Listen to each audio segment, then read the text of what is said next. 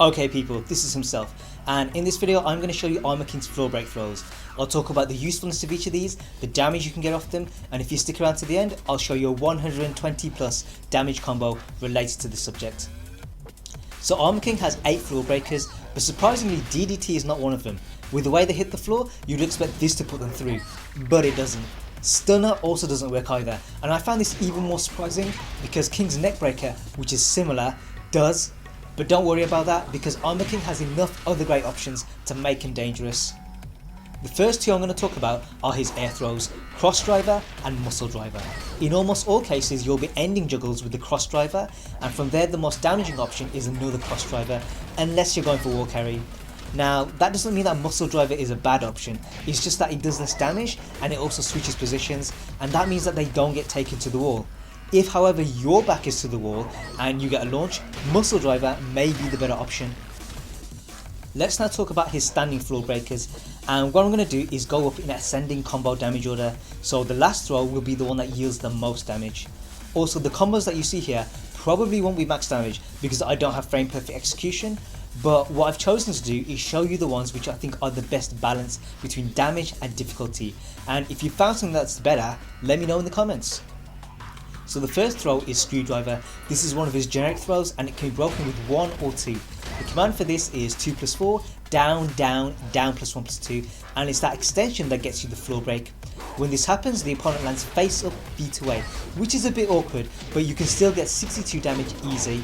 With a bit of luck, you can take that up to 64, but I find that the shoulder at the end tends to whiff sometimes, and I think this is down to the opponent landing a bit wonky after the floor break. The next move is Triple Headbutts. The command for this is DF2 plus 3 and the break is 2. Now I didn't expect this to break the floor, but it does.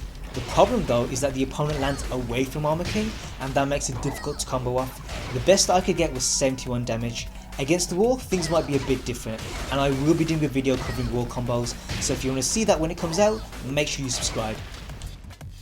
Also coming in at 71 damage is Demon Bomb, down plus 1 plus 3.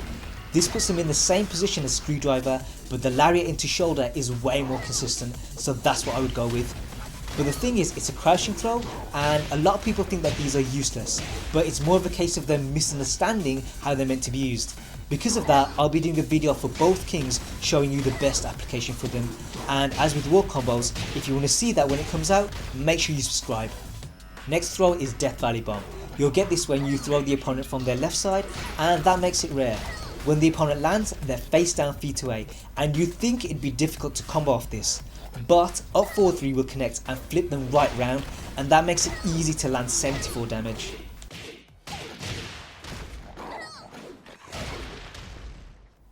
Next throw is AK Driver. This is a 1 plus 2 break, and the great thing about this is that they land face up feet towards like a regular juggle.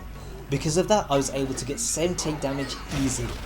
But the problem with this is that you have to start it from crouching, and like crouch throws, people misunderstand how it's meant to be used. So like the Demon Bomb, I'll be doing a video showing you its best application, and again if you want to see that when it comes out, make sure you subscribe. The last floor breaker is Tombstone. This does a heavy 58 damage, and unless your back is to the wall, it's the only throw that you should use after Rage Drive.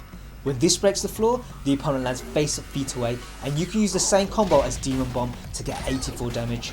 Against the wall a weird thing happens, but I'll be discussing that in another video, so keep your eyes peeled for that. But that's not the end of the story, because with all these combos you can boost your damage with Rage and Rage Art, and it's not just a case of changing the ender. What you'll see is that if you modify some of the juggles, you can actually squeeze out even more damage, so these are definitely combos to remember, and here they are.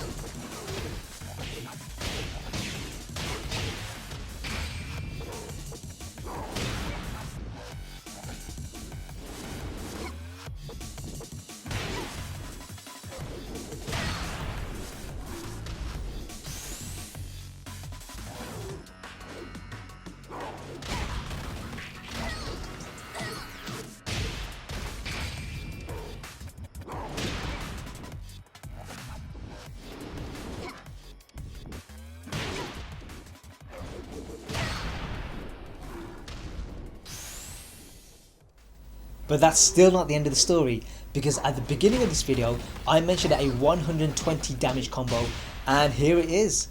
What you do is you finish with burning knuckle, and when you do this, Link cannot back roll, tech roll or do anything else to avoid it. The only thing she can do is stay on the floor to minimise the damage, but even then you're still doing 99, and that's more than you would have done with the other ender I showed.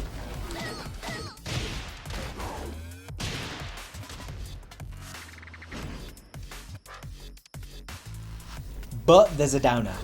This combo doesn't work on everyone. You think that landing it on Link, who's the smallest character, would mean that it would land on everyone. But it doesn't. The only characters it works on are the following: Yoshi, Akuma, Kazumi, Lars, Eddie and Josie. Everyone else has an escape route.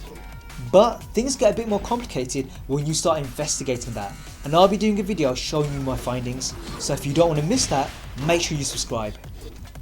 And that brings me to the end of this video. As always, I hope you guys learned something. If you did, then please like, share and subscribe. If you think I've missed something out or got something wrong, then say so in the comments.